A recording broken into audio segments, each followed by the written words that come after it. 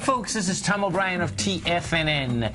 We go 5 days a week. We go 9 hours a day. We go 24 hours a day on the internet at TFNN.com.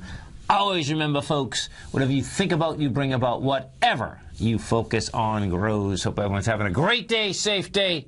Let's make it a great night, folks. Let's take a look at one of our 4 agreements. Be impeccable with your word. Release the need to be right. When you believe something, you assume you're right. You may even destroy relationships in order to defend your position. Let go of the need to defend your position.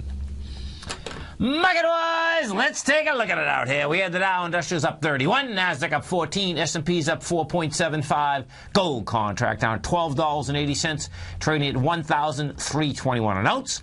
Silver up 10 cents, trading out at $21.44 an ounce. Platinum up $2 at $1,497 an ounce. Copper flat at $3.31 a pound.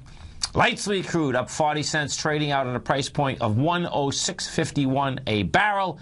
Bonds down a point and a half at $132.19. King dollar up 416 ticks at 81.79, and the euro down 36 at 132. The yen is out there at 98.17.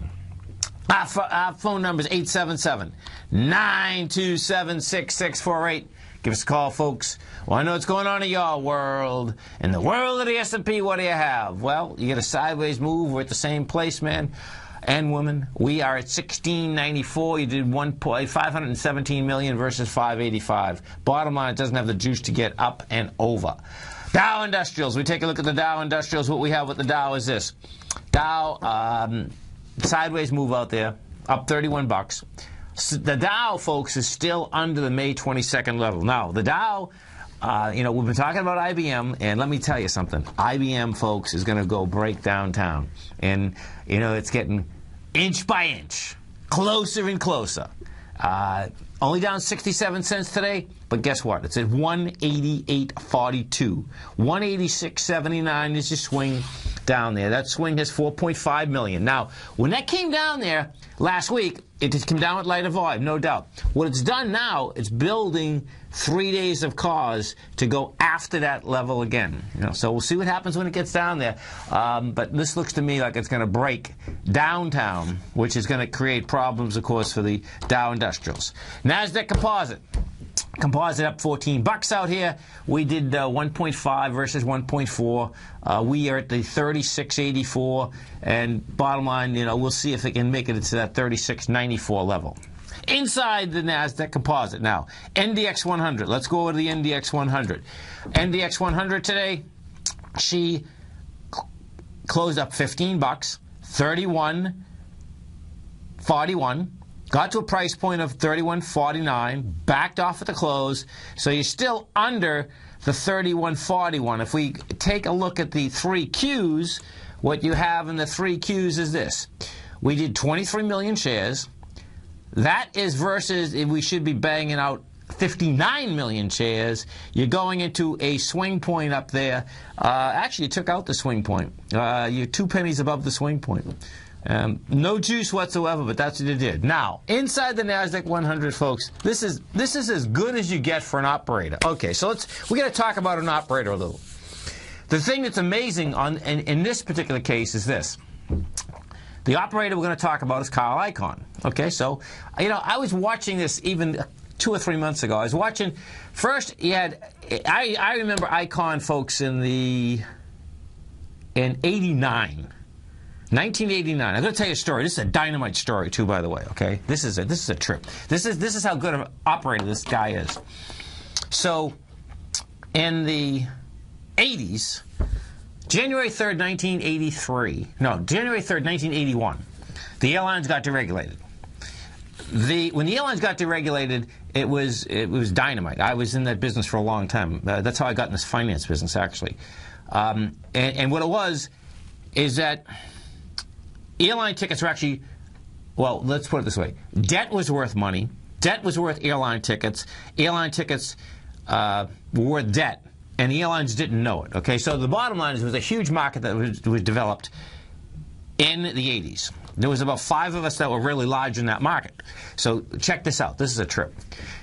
So I'll fast forward now about 7 or 8 years. This is what Kyle Icahn did. And we all knew each other. I didn't know Kyle Icahn, but I knew the guy he ended up dealing with. So check out what he did. When he bought TWA, people are saying, why did he buy TWA?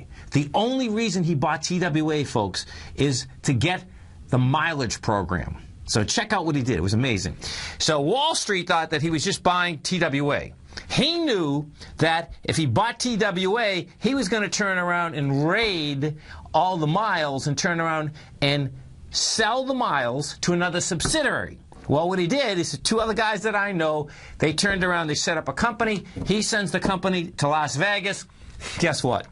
He took that company apart. I mean, in a year and a half, absolutely took it apart. TWA didn't make any money, but guess what? The subsidiary made so much money. It was on millions and millions and millions. Okay, so now I'm going to fast forward to now. About 6 months ago, I'm watching him operate, and I say to myself, "Oh, this is a trip." And when I say operate, I'm talking about on CNBC. You know, you have the deal that okay, operators are always pumping stock. You got to be able to pump stock. You got to get people going. If you fish, what you do, folks, of course, is that you get the chum in the water. As the chum gets in the water, what ends up happening is this: is that the oil from the fish that you put in, right, attracts all the other fish. Then what ends up happening is that a large boil starts happening in the water. Okay, so that analogy we're going to use in the marketplace. What he's done, and he's done really well, is that he uses the media, right?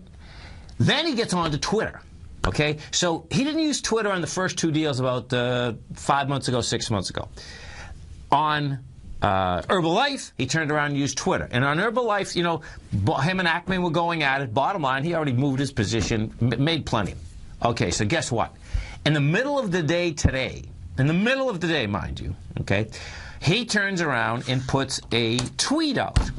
And that tweet, bottom line, here's the tweet. Kyle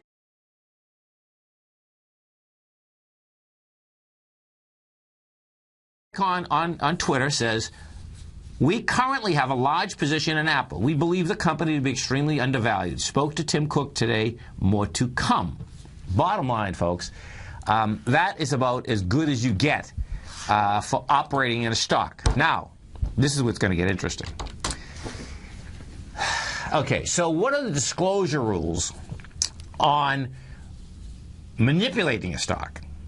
And I can tell you flat out right now, this one is going to be scrutinized by the SEC. There's no doubt about it. What he did is probably legal, but it's going to be scrutinized because, we'll see where it shakes out. But operator, make a fortune, bango, he did it, no doubt. Gold contract. What do we do with the gold contract? Gold contract is the 1321. That little baby backs down today and backs down by $13. Guess what? Lighter volume. Gold is building cause, folks, to get up into this 1385 area. Many of the gold equities, silver equities have done ABC structures on the way up. And we'll see what kind of an extension gets done in that market.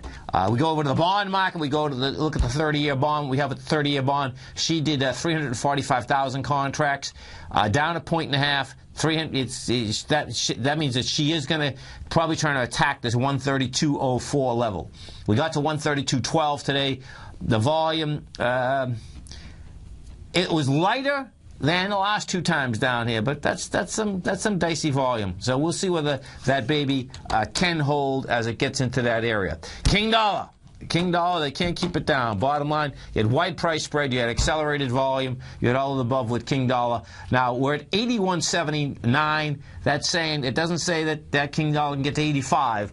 It does, however, get it up to the 82.60 to probably the 83 level.